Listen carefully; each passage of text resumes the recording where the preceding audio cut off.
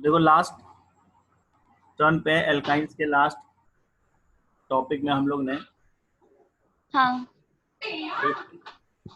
Alkynes के लिए basic जो उसकी प्रॉपर्टीज हैं, उसका जनरल फॉर्मूला है, और एल्काइंस के isomerism, chain isomerism, position isomerism, functional isomerism, ये डिस्कस किया।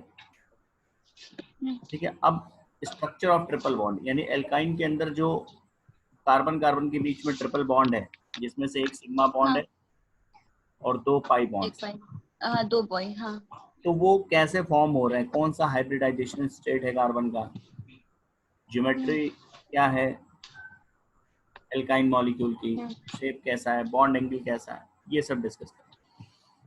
तो देखिए एल्काइन के स्ट्रक्चर में अगर हम देखेंगे तो यहाँ पर ए और बी दो डायग्राम आपको दिख रहा है। ए जो है वो सिग्मा बॉन्ड का फॉर्मेशन एल्काइन में कैसे हो रहा है वो शो कर रहा है, और डायग्राम बी जो है वो पाई बॉन्ड के फॉर्मेशन को शो कर रहा है एल्काइन के अंदर।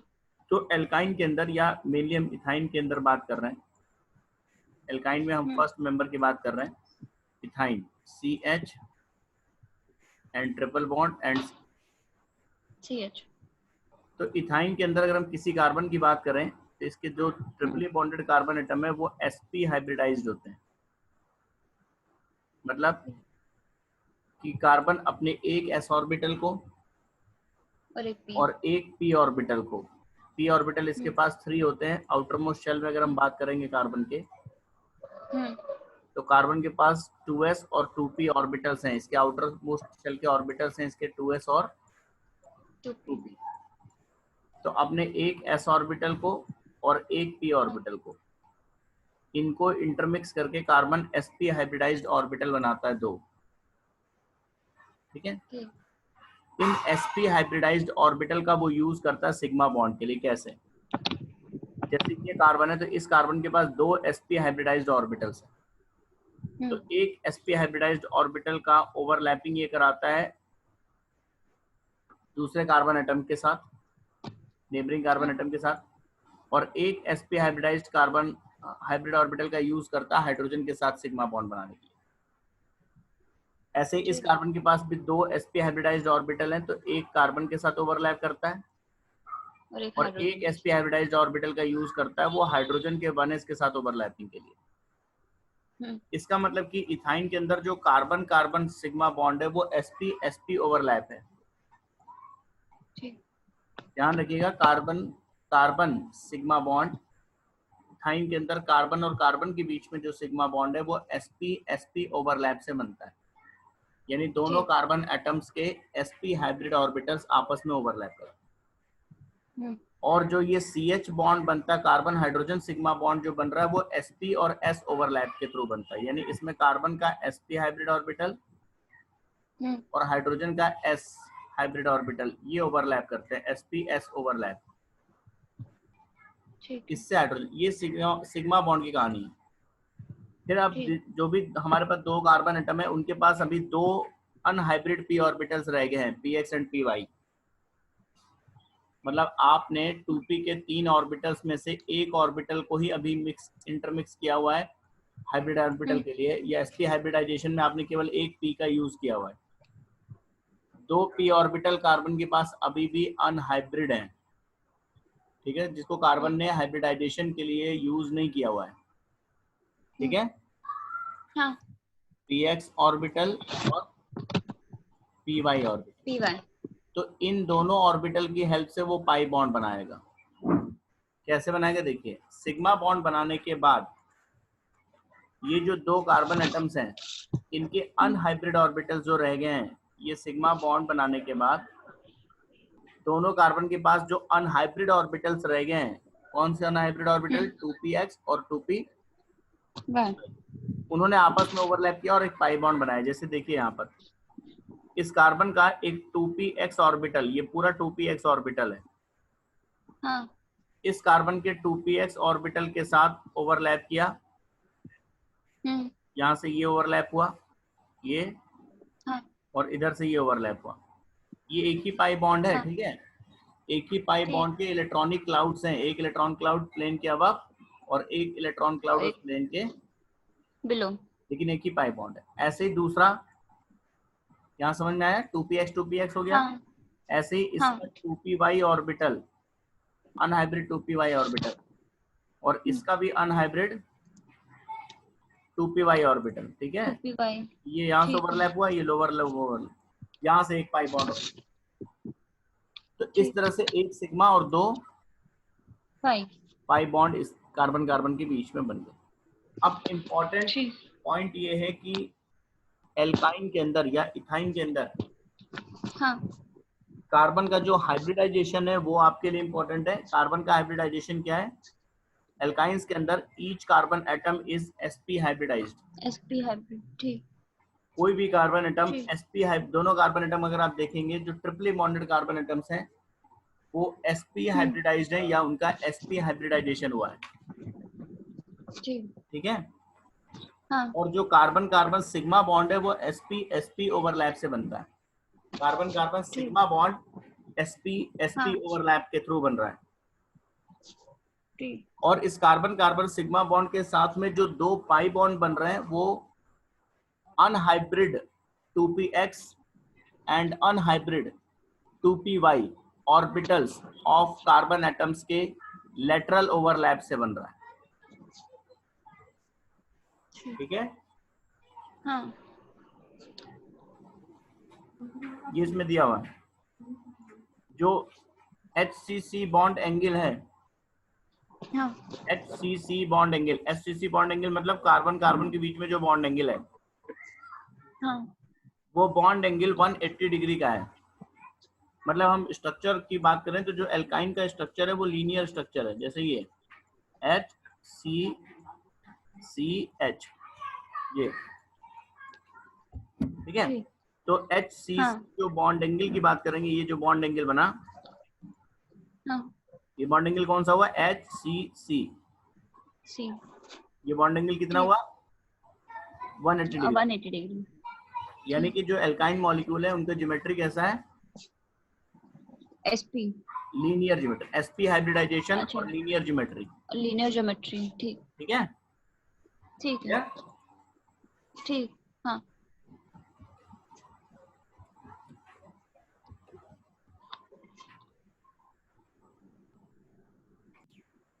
ठीक है। ठीक बॉन्ड एंगल इसमें 180 डिग्री का है। यही दो तीन चीजें ध्यान रखिएगा। ठीक। sp हाइब्रिडाइजेशन होता है कार्बन का, हाँ लीनियर मॉलिक्यूल होते हैं एल्काइंस, बॉन्ड एंगल ठीक। 180 डिग्री का है। Hmm each carbon has two unhybridized p orbital. हर कार्बन के पास दो अनहाइब्रिड p ऑर्बिटल बच जाते हैं। वो अनहाइब्रिड p ऑर्बिटल्स ओवरलैप करके पाई बॉन्ड बनाते हैं। हाँ ठीक। अब इथाइन मॉलिक्यूल के अंदर इसका मतलब ओवरऑल अगर हम देखें एल्काइन के अंदर तो एक कार्बन कार्बन सिग्मा बॉन्ड होता है और दो कार्बन हाइड्रोजन सिग्मा बॉन्ड्स होते हैं। दोनों कार्बन हाइड्रोजन एटम के साथ भी एक एक सिग्मा बना रहे हैं। इसके अलावा हाँ कार्बन कार्बन के बीच में दो पाई बॉन्ड भी होते हैं। इथाइन के अगर स्ट्रक्चर की बात करें, कार्बन कार्बन के बीच में ट्रिपल बॉन्ड जो है वो कैसे है? उस ट्रिपल बॉन्ड में carbon carbon bond sigma bond है, दो carbon carbon bond pi bond है। ये टोटल पाई बॉन्ड है, ये 3 बॉन्ड्स हो गए। ठीक है क्या?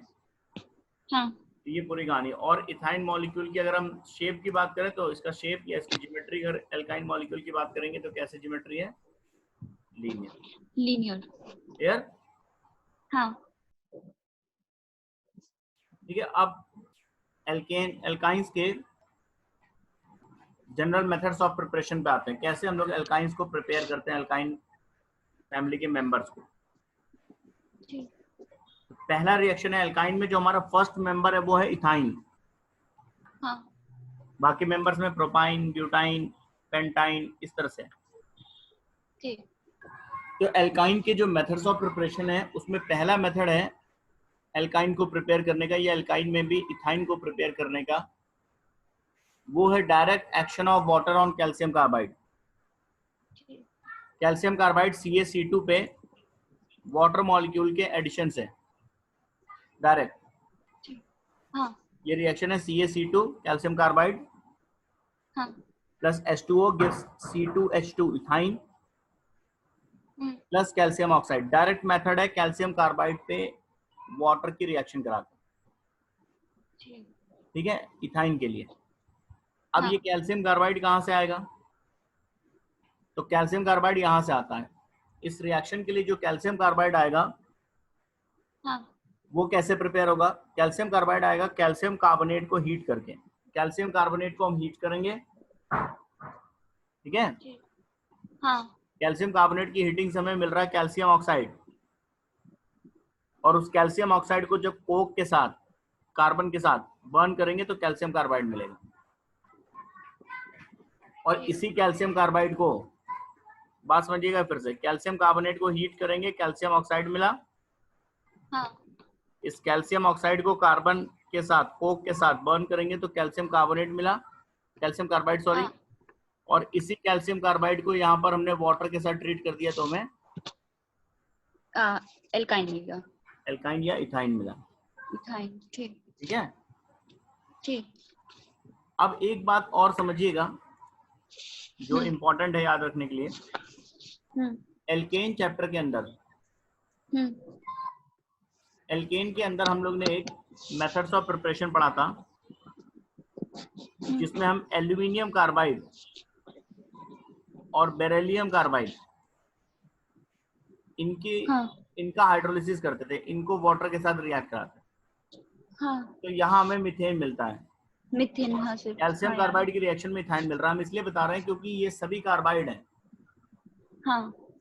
तो कभी कभी क्या होता है, जैसे एग्जाम में, एग्जामिनेशन हॉल में हमें क्वेश्चन आया तो हम कंफ्यूज हो जाते हैं कि हमसे ये पूछा कि मीथेन ऑब्टेन करने के लिए कौन सा सब्सटेंस यूज करेंगे, कौन सा कार्बाइड यूज करेंगे। अब एल्यूमिनियम कार्बाइड भी है, बेरिलियम कार्बाइड भी है, कैल्शियम कार्बाइड भी है। तो हमें कार्बाइड याद आता है, बाकी याद नहीं आता कि कैल्शियम कार्बाइड था कि एल्यूमिनियम कार्बाइड था कि बेरिलियम कार्बाइड। तो इसलिए आप यहाँ पर फिर से एक बार रिवाइज कर लीजिए, दोनों चीजें आपने पढ़ी है, एक एल्केन में एक एल्काइन में। कैल्शियम कार्बाइड का हाइड्रोलिसिस एल्काइन, इथाइन। हाँ। एल्यूमिनियम कार्बाइड या बेरिलियम कार्बाइड, इनका हाइड्रोलिसिस मीथेन। मीथेन, ठीक। ठीक है। ऑब्जेक्टिव क्वेश्चंस के लिए इंपॉर्टेंट है ये। ठीक। तो पहला सीधा सा मेथड है एल्काइन या इथाइन प्रिपेयर करने का, हाइड्रोलिसिस ऑफ कैल्शियम कार्बाइड। हाँ। नेक्स्ट मेथड है by dehydrohalogenation of dihalo alkanes. देखिए इसके पहले एल्कीन चैप्टर में, एल्कीन के मेथड ऑफ प्रिपरेशन में हमारे पास एक मेथड था by dehydrohalogenation of halo alkanes. इसको हटा दो, हेलो एल्केन्स। हाँ। हेलो एल्केन्स या एल्काइल हैलाइड, इनका डीहाइड्रोहेलोजिनेशन हम लोग करते हैं तो हमें एल्कीन मिलता है। तो देखो एल्कीन में हम लोग कह रहे हैं कि हमने एक मेथड पढ़ा है एल्कीन के लिए, अब ये मैं एल्काइन की बात नहीं कर रहे हैं, एल्कीन में पढ़ा है by dehydrohalogenation of halo alkanes, halo alkanes, हाँ। RX या एल्काइल हैलाइड जिसे कहते हैं। एल्काइल हैलाइड या हेलो एल्केन को जब हम एल्कोहलिक KOH के साथ या सोडामाइड NaNH2 के साथ ट्रीट करते हैं तो डीहाइड्रोहेलोजिनेशन होता है और एल्कीन बनता है।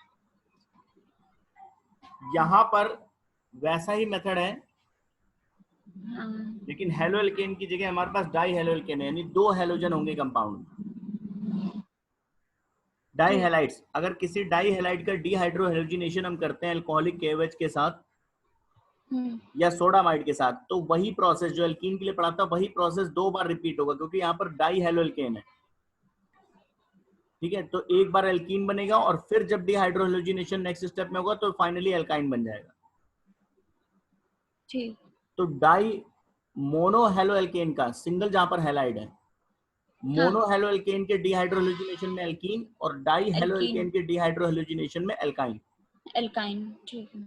अब यहाँ पर देखिए ये जो डाई हैलाइड है, ये चाहे जेम डाई हैलाइड हो चाहे विसिनल डाई हैलाइड हो,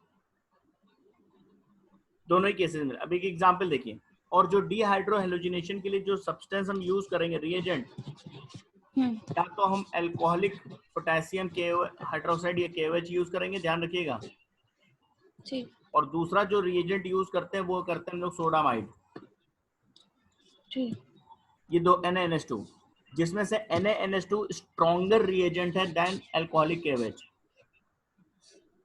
ठीक। जनरली क्या होता है, जब हम डाई हैलोएल्केन का डीहाइड्रोहेलोजिनेशन करते हैं तो अल्कोहलिक KOH फर्स्ट स्टेप के लिए यूज होता है। Generally single molecule of HX eliminate करता है। सेकंड स्टेप के लिए यानी अल्काइन फॉर्मेशन के लिए हमें एक और जब HX मॉलिक्यूल रिमूव कराना होगा तो जनरली सेकंड स्टेप में हम लोग सोडामाइड का यूज करते हैं। ठीक है, अब यहाँ पर पूरा प्रोसेस देखिए जरा जनरल। ये हमारे पास कोई टेट्राहैलाइड है जो डाइहैलाइड है, सॉरी, जो विसिनल डाइहैलाइड है। विसिनल डाइहैलाइड मतलब दो हैलोजन अलग अलग कार्बन पे, एडजेसेंट कार्बन पे। ठीक है। ठीक है, और इसको आपने ट्रीट किया किसी बेस के साथ। इस बेस में अल्कोहलिक KOH हो सकता है या सोडामाइड NaNH2। ठीक। तो पहले एक HX मॉलिक्यूल रिमूव होगा कहीं से भी, मान लीजिए यहाँ से H और यहाँ से X। ये HX रिमूव हुआ और दोनों कार्बन को जो वैलेंसी का लॉस हुआ वो उसने डबल बॉन्ड बना के कंप्लीट कर लिया। ठीक है। अभी भी एक HX है इसके अंदर क्योंकि डाइहैलाइड है। हाँ। तो स्टेप 2 में फिर यहाँ से एक HX मॉलिक्यूल दो बार डिहाइड्रोजिनेशन होगा और फाइनली इनके बीच में ट्रिपल बॉन्ड आ जाएगा। ट्रिपल बॉन्ड आ गया। ये जो बीच में मिला इसको कहते हैं हम लोग विनाइल हैलाइड। अब हम क्या कह रहे हैं कि जो ये फर्स्ट स्टेप है मतलब विनाइल हैलाइड तक का, इसके लिए आप चाहे अल्कोहलिक KOH यूज कर लो और चाहे आप NaNH2 सोडामाइड यूज कर लो। लेकिन जो सेकंड डिहाइड्रोजिनेशन का सेकंड स्टेप है ये, इसके लिए जनरली हम लोग NaNH2 प्रेफर करते हैं क्योंकि NaNH2 अल्कोहलिक KOH से स्ट्रॉन्गर बेस होता है। ठीक है, विनाइल हैलाइड से जब हम एल्काइन बनाते हैं तो ये स्टेप टफ होता है थोड़ा। तो हमें स्ट्रॉन्गर बेस चाहिए जो NaNH2 है। ठीक है, ऐसे एग्जांपल देखिए। नेक्स्ट, ये भी एक डाइहैलाइड है, ये जेम डाइहैलाइड है। एक ही कार्बन पे दोनों हैलोजन है। तो जेम डाइहैलाइड हो चाहे विसिनल डाइहैलाइड हो, स्टेप वही है। इसमें पहले एक HX रिमूव होगा, बीच में डबल बॉन्ड आएगा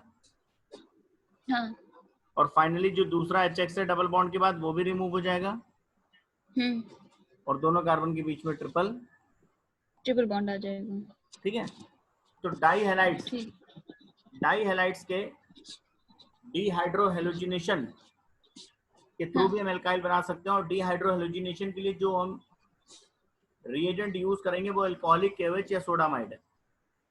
ठीक। अब एक एग्जांपल देखिए यहाँ पर, उसका एक एग्जांपल, ये तो जनरल लिखा था हमने, ये एक एग्जांपल भी है उसका। देखिए यहाँ पर एक डाइहैलाइड हमने लिया है जो विसिनल डाइहैलाइड है, CH2Br CH2Br 1,2 डाइब्रोमोइथेन। अब आपने अल्कोहलिक KOH के साथ यूज किया। देखिए पहले एक HX रिमूव हुआ, Br और एक H मान लीजिए, HBr रिमूव हुआ, यहाँ पर आगे डबल बॉन्ड। अगले स्टेप में क्या हुआ, जब फिर आपने इसका डिहाइड्रोजिनेशन किया तो यहाँ से Br और यहाँ से H हट गया और finally CH triple bond CH। Second step देखिए, पहले स्टेप में हम लोग ने जनरली अल्कोहलिक KOH का यूज कर लिया है। सेकंड स्टेप के लिए अगर आप ध्यान दीजिए तो हम लोग कौन सा बेस यूज कर रहे हैं, NaNH2, क्योंकि ये अल्कोहलिक KOH पावरफुल है, अल्कोहलिक KOH से बेटर बेस है। तो सेकंड स्टेप के लिए जो कि डिफिकल्ट है, टफ है फर्स्ट स्टेप से, वहां पर हम इसको यूज कर रहे हैं। ऐसे और एग्जांपल्स देखिए, यहाँ पर भी एक डाइहैलाइड है आपके पास 1,2 डाइब्रोमोब्यूटेन। तो इसको भी जब हम अल्कोहलिक KOH के साथ ट्रीट कर रहे हैं तो पहले एक HX रिमूव हुआ, यहाँ से Br मान लीजिए और यहाँ से H, यहाँ पर H था हिडन है, यहाँ से Br, यहाँ से H और यहाँ पर आया डबल बॉन्ड। अगले स्टेप में करेंगे, यहाँ से Br, ये बॉन्ड ब्रेक हो गया, यहाँ से Br और यहाँ पर एक H जो अभी प्रेजेंट होगा ये। ठीक है, अगले स्टेप में, और इसके बीच में आ गया ट्रिपल बॉन्ड। ठीक है, इस एग्जांपल्स हैं। अब इस रिएक्शन का एक इंपॉर्टेंट एप्लीकेशन ये भी है कि किसी एल्कीन को अगर हमें एल्काइन में बदलना है तो इस मेथड का हम यूज कर सकते हैं। कैसे? जैसे हमारे पास कोई एल्कीन है, सपोज इथीन, और इसको एल्काइन में बदलना है इथाइन में। हाँ। तो बहुत इसका यूज होता है इस रिएक्शन का। आप क्या करो, जो भी एल्कीन है पहले उसको नॉर्मल हैलोजन क्लोरीन या ब्रोमीन से रिएक्ट करा दीजिए। सिंपल एडिशन रिएक्शन हो जाएगा और दोनों कार्बन पे एक ब्रोमीन ऐड हो जाएगा। हाँ। जैसे डाई हैलाइड बने, अल्कोहलिक केवेज के साथ ट्रीट कर दो, 2 बार HX रिमूव हो जाएगा और एल्काइन बन जाएगा। तो इस रिएक्शन का एक बहुत इंपॉर्टेंट यूज है, एक बहुत इंपॉर्टेंट एप्लीकेशन है for conversion of alkene to alkyne. Alkene को एल्काइन में अगर आपको चेंज करना है तो पहले उस एल्कीन पे किसी हैलोजन का एडिशन करा दीजिए। डाई हैलो कंपाउंड मिलेगा, डाई हैलाइड मिलेगा, और उस डाई हैलाइड को डीहाइड्रोहेलोजिनेशन के थ्रू हम उसको एल्काइन में चेंज कर सकते हैं। ठीक है, तो ये एक इंपॉर्टेंट मेथड है एल्काइन बनाने की। अब यहाँ पर देखिए नेक्स्ट मेथड हमारा, यहाँ पर अगर आप देखेंगे डीहाइड्रोहेलोजिनेशन ऑफ डाई हैलाइड्स के लिए, तो यहाँ पर कुछ पॉइंट्स दे रखे हैं। जैसे पहली बात कि जब डीहाइड्रोहेलोजिनेशन होता है, डीहाइड्रोहेलोजिनेशन ऑफ हेलो एल्केन्स, अच्छा, ये 2 स्टेप में होता है। पहले एक HX एलिमिनेट होगा, फिर दूसरा HX एलिमिनेट होगा, और ये सारा खेल सैडजेफ रूल के अकॉर्डिंग होगा। और यहाँ पर लिखा हुआ कि जब फर्स्ट मॉलिक्यूल आप HX का रिमूव करेंगे तो विनाइल हैलाइड बन जाता है बीच में। और उस विनाइल हैलाइड से सेकंड मॉलिक्यूल ऑफ HX को रिमूव करना रिलेटिवली टफ है। तो इसलिए सेकंड स्टेप में हम जनरली एक स्ट्रॉन्गर बेस यूज करते हैं, NaNH2 इन लिक्विड अमोनिया। इसको प्रेफर करते हैं देन अल्कोहलिक क्योर। मतलब जब आप डाई हैलाइड का डीहाइड्रोहेलोजिनेशन करेंगे तो फर्स्ट स्टेप के लिए आप चाहे अल्कोहलिक केवेच यूज कर लो, चाहे सोडामाइड NaNH2 यूज कर लो। लेकिन सेकंड विनाइल हैलाइड इंटरमीडिएट बनने के बाद सेकंड स्टेप के लिए हम लोग NaNH2 को प्रेफर करते हैं। ठीक, क्लियर हो गया पूरा method? Next method of preparation है आपका बाय डीहैलोजिनेशन ऑफ टेट्राहैलाइड्स। वो हाइड्रोहैलोजिनेशन था जो अभी आपने पढ़ा था। और ये डीहैलोजिनेशन है, इसमें सीधे सीधे हम हैलोजन रिमूव करेंगे। किसी टेट्राहैलाइड, टेट्राहैलोएल्केन्स, इसको जिंक डस्ट के साथ ट्रीट करेंगे मिथेनॉल की प्रेजेंस में, तो डीहैलोजिनेशन होगा और एल्काइन बनेगा। ठीक, ऐसा ही मेथड हमने एल्कीन में भी पढ़ा है, लेकिन एल्कीन में फिर वही देखिए, यहाँ पर जैसे टेट्राहैलाइड्स हैं, एल्कीन में हम डीहैलोजिनेशन किसका करते थे? डाईहैलाइड्स का। डाईहैलाइड्स। एल्कीन में डाईहैलाइड्स का डीहैलोजिनेशन जिंक डस्ट के साथ करते थे, हमें एल्कीन मिलता था। यहाँ पर हम डाईहैलाइड की जगह टेट्राहैलाइड लेंगे। टेट्रा, ठीक। तो वही प्रोसेस 2 बार रिपीट हो जाएगा। यहाँ पर देखिए एग्जांपल, ये एक टेट्राहैलाइड है जिसको जिंक के साथ ट्रीट कर रहे हैं मिथेनॉल की प्रेजेंस में। ठीक, तो यहाँ पर क्या होगा? 2 बार में प्रोसेस होगा। जैसे एक बार एक हैलोजन रिमूव हुआ, बीच में डबल बॉन्ड आ गया, फिर हैलोजिनेशन हो गया, डीहैलोजिनेशन, फिर एक बॉन्ड और आ गया।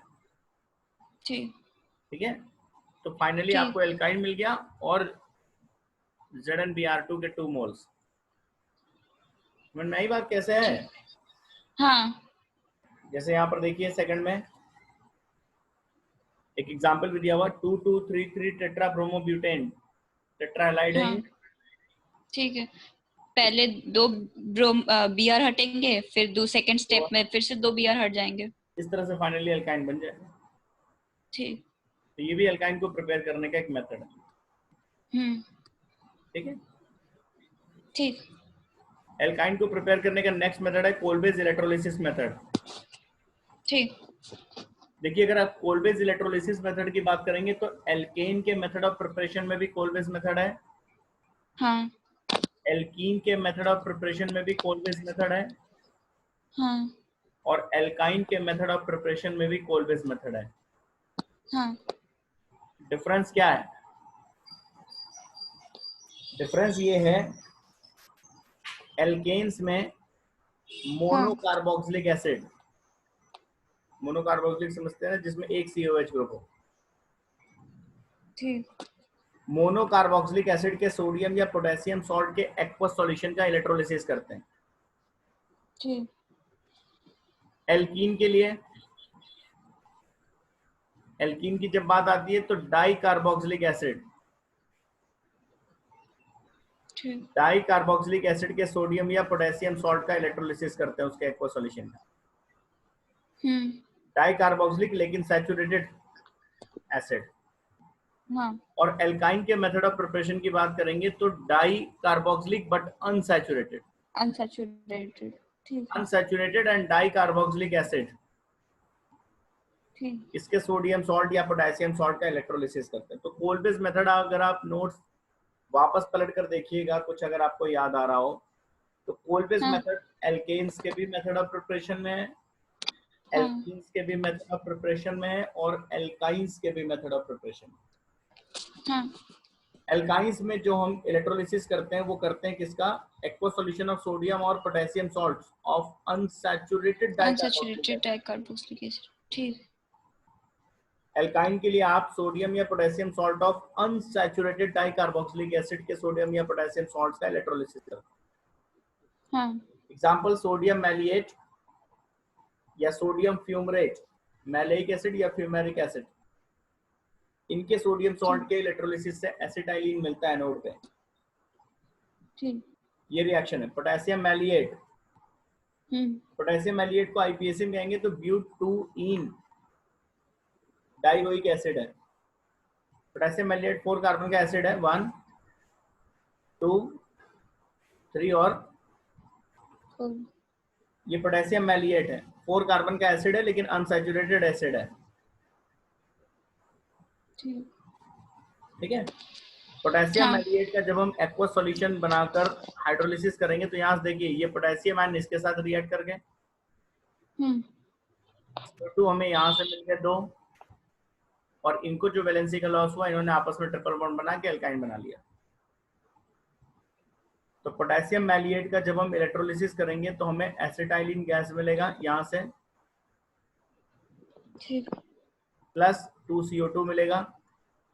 हाँ ये सब एनोड पे मिलेगा, और इनकी पोटेशियम आयन और इनकी रिएक्शन से KOH और ये सब कहाँ मिलेगा? कैथोड पे। कोलवेज इलेक्ट्रोलिसिस मेथड में अनसैचुरेटेड डाइकार्बोक्सिलिक एसिड्स, पोटेशियम मैलिएट या पोटेशियम फ्यूमरेट, इनका जब हम कोलवेज इलेक्ट्रोलिसिस करेंगे तो हमें एल्काइन गैस मिलेगा, ठीक, इथाइन एट एनोड। पूरा प्रोसेस कैसे हो रहा आप यहां से देख सकते हैं। जब हम पोटेशियम मैलिएट लेंगे और उसका इलेक्ट्रोलिसिस करेंगे तो ये डिकम्पोज होता है पोटेशियम आयन में और मैलिएट आयन में। ये पूरा मैलिएट आयन है,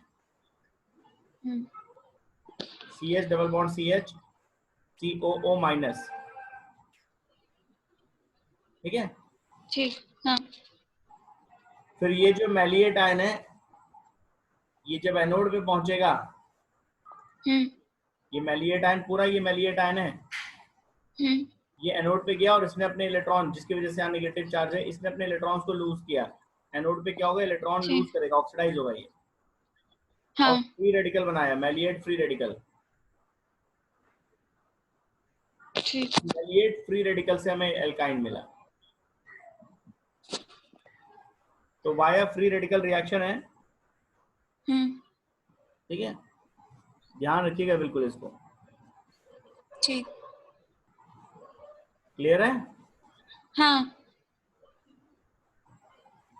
अब देखिए दो मेथड, इसके नेक्स्ट मेथड एल्काइन का एक और मेथड है important, by dehalogenation of haloform, chloroform. तो क्लोरो या आयोडोफॉर्म को जब हम सिल्वर पाउडर के साथ हीट करते हैं तो उनसे एल्काइन मिलता है या इथाइन मिलता है हमें।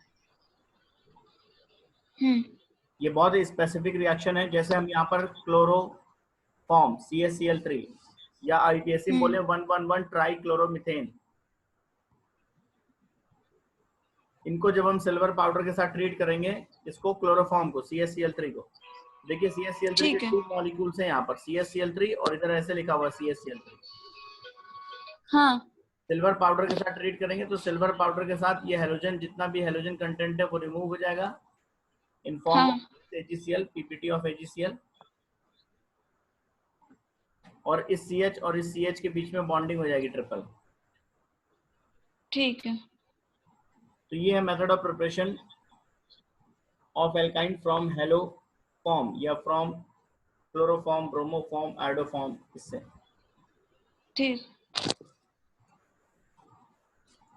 ठीक है। हाँ। एक और इम्पॉर्टेंट मेथड है एल्काइन बनाने का या इथाइन का, डायरेक्ट अपने एलिमेंट से, यानी C2H2 जो एल्काइन फैमिली का फर्स्ट मेंबर है इथाइन। हाँ।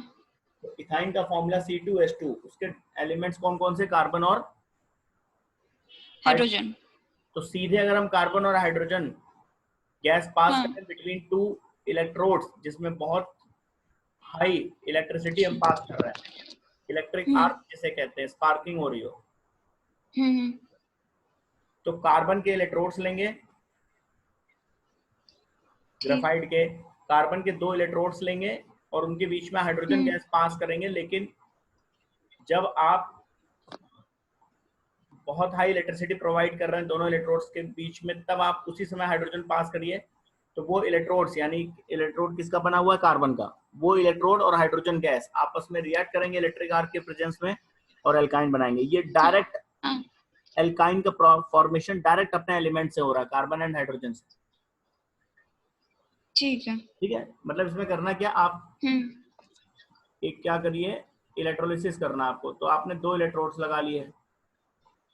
ये जो इलेक्ट्रोड्स हैं ये कौन से इलेक्ट्रोड होंगे, ये कार्बन के ही इलेक्ट्रोड्स होंगे। ठीक है।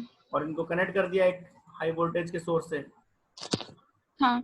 और इन्हीं के बीच में हाइड्रोजन गैस पास करना स्टार्ट कर दिया। तो ये जो हाइड्रोजन गैस यहाँ पर होगा वो इन इलेक्ट्रोड्स के साथ, जो कार्बन के इलेक्ट्रोड्स हैं, इनके कार्बन के साथ रिएक्ट करने लगेगा यहीं पर इलेक्ट्रिक आर्क की प्रेजेंस में। ठीक। और कार्बन और हाइड्रोजन मिलकर एल्काइन गैस बना लेंगे। तो ये भी सिंथेसिस ऑफ एल्काइन फैमिली का, एल्काइन ग्रुप का मेथड ऑफ फॉर्मेशन है। हाँ। और ठीक है, और डायरेक्ट अपने एलिमेंट से, कार्बन से और हाइड्रोजन से। तो ये मेथड्स ऑफ प्रिपरेशन। अब एक मेथड ऑफ प्रिपरेशन ये भी है, preparation of higher alkynes from lower alkynes. जब हम लोग केमिकल प्रॉपर्टीज एल्काइंस की पढ़ेंगे तो वहां डिस्कस कर लेंगे इसे। तो ये मान के चलो कि इसके मेथड्स ऑफ प्रिपरेशन कंप्लीट हो चुके हैं, एल्काइन के मेथड्स ऑफ प्रिपरेशन। अच्छा। नेक्स्ट टॉपिक हमारा एल्काइंस के लिए फिजिकल प्रॉपर्टीज और फिर फिजिकल प्रॉपर्टीज। ठीक, फिर एल्काइंस खत्म। हाँ, एल्काइन खत्म। अच्छा। हाँ, क्लियर।